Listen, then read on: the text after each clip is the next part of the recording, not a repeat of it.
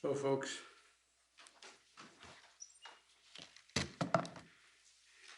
before I update you on the meeting that I had with leaders of the G7 earlier today, I want to say a word about the progress we're making on the Build Back Better agenda here at home.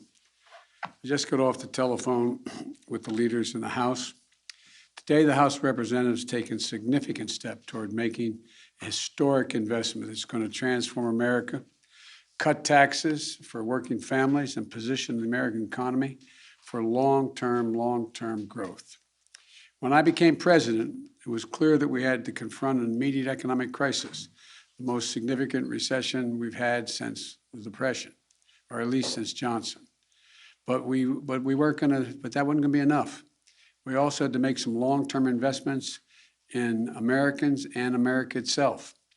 The first thing we did was to write and pass the American Rescue Plan, and it's working. Our economy has added 4 million jobs in my first 6 months in office. Economic growth is up to the fastest it's been, the fastest rate in 40 years, and unemployment is coming down. Right now, our economic growth is leading the world's advanced economies. But to win the future, we need to take the next step. Today, the House of Representatives did just that. Today's vote in the House allowed them to consider my Build Back Better agenda, a broad framework to make housing more affordable, bring down the cost of prescription drugs by giving Medicare the power to negotiate lower prices for drugs, make elder care more affordable, provide 2 years of free universal high-quality pre-K, and 2 years of free community college, provide clean energy tax credits, continue to give the middle-class families the well-deserved tax cut for daycare and health care that they deserve, allowing a lot of women to get back to work primarily, and provide significant monthly tax cuts for working families with children through the child care tax credit.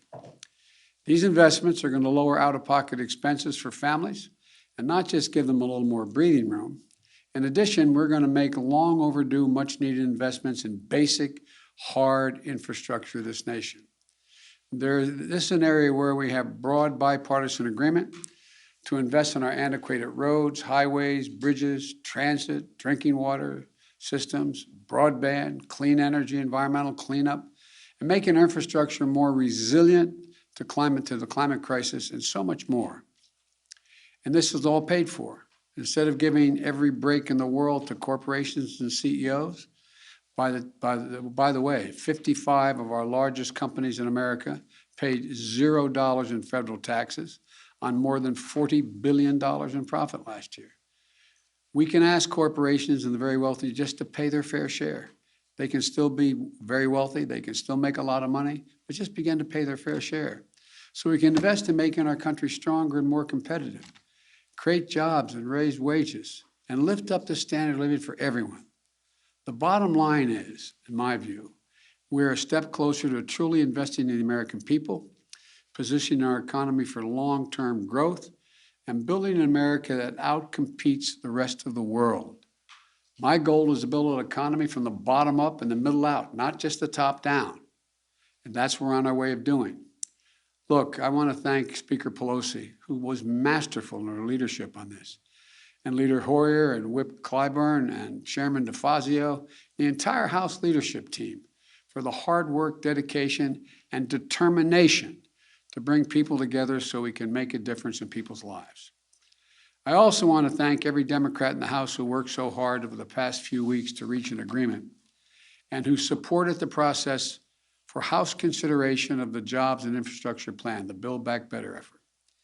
There were differences, strong points of view. They're always welcome. What is important is that we came together to advance our agenda. I think everyone who did that, I think everyone who did it was there.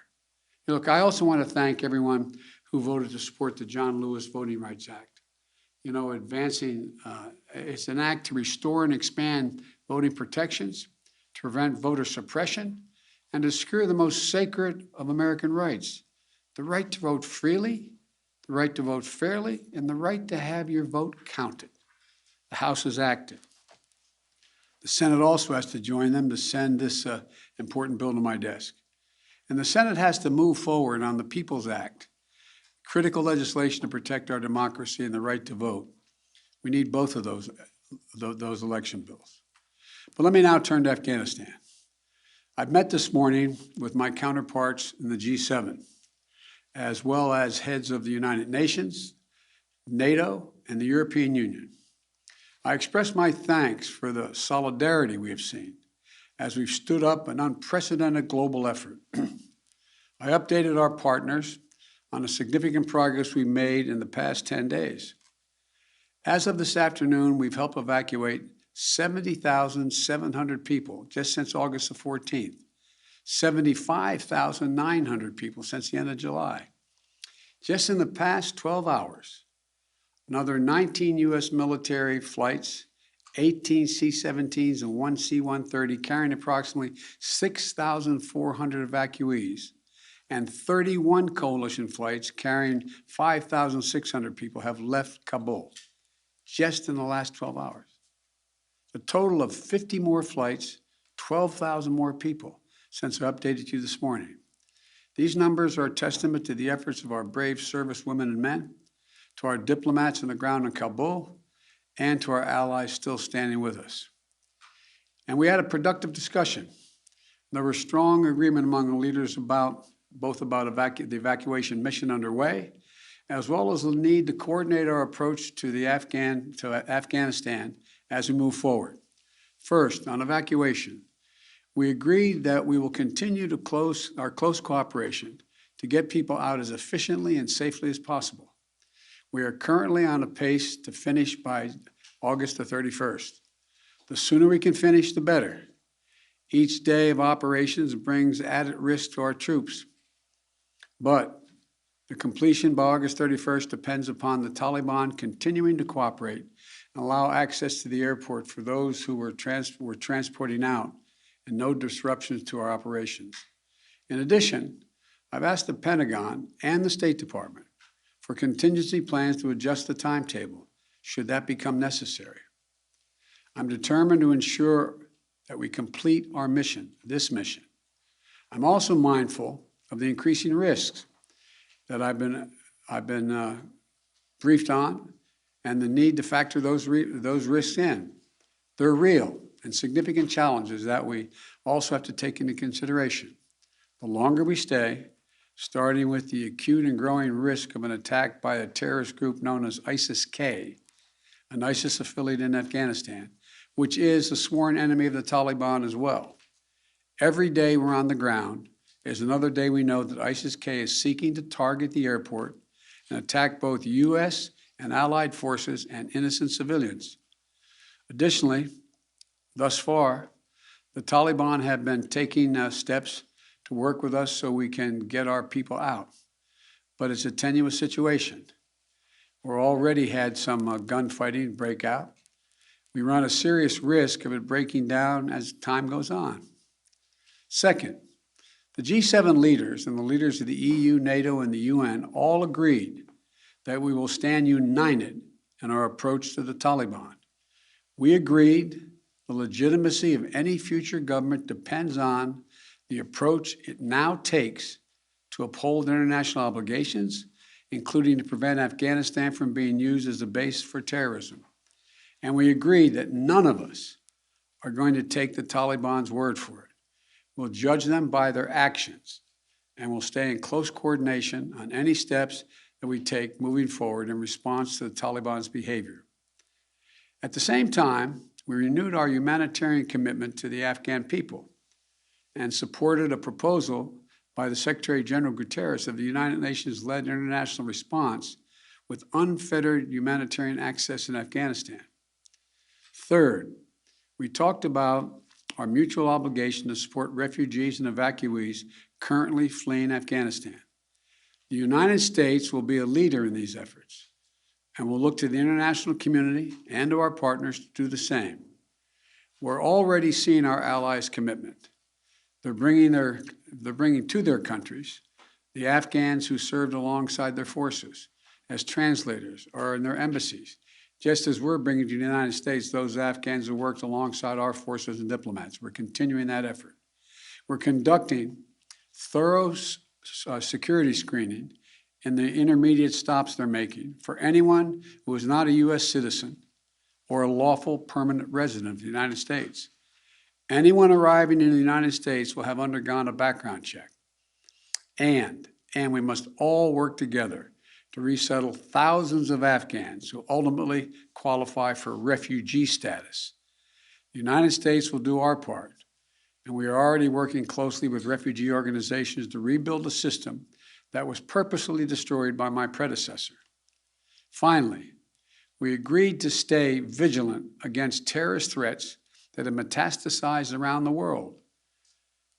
We went to Afghanistan with our allies in 2001 for clear reasons. One, to get the people who attacked us on 9/11 and to get Osama bin Laden, and to make sure that Afghanistan was not used again as a base from which to attack the United States or our allies. We achieved that objective. We delivered justice to bin Laden more than a decade ago. But the current environment looks very different than it did in 2001. And we have to meet the challenges we face today. We run effective counterterrorism operations around the world, where we know terrorism is more of a threat than it is today in Afghanistan, without any permanent military presence on the ground. And we can and will do the same thing in Afghanistan with our over-the-horizon counterterrorism capability. Cooperation with our closest partners on our enduring counterterrorism mission will continue to be an essential piece of our strategy. In short, we all of us agreed today that we're going to stand shoulder to shoulder with our closest partners to meet the current challenges we face in Afghanistan, just as we have for the past 20 years. We're acting in consultation and cooperation with our closest friends and fellow democracies. And I want to again thank all of our allies and partners around the world who have rallied in support of our shared mission. We ended the conversation today by a clear statement on all of our parts. We are going to stay united, locked at the hip in terms of what we have to do. We'll get that done. And tomorrow, I've asked Secretary Blinken to give you an update and a detailed report on exactly how many Americans are still in Afghanistan, how many have gone out, and what our projection is. So thank you again. May God bless you, and may God protect our diplomats and all those in harm's way. Thank you. Mr. President, can you guarantee every American will be out before the troops leave? Sanctions, Can you Mr. President, guarantee? did sanctions come up at all in the G7 meeting?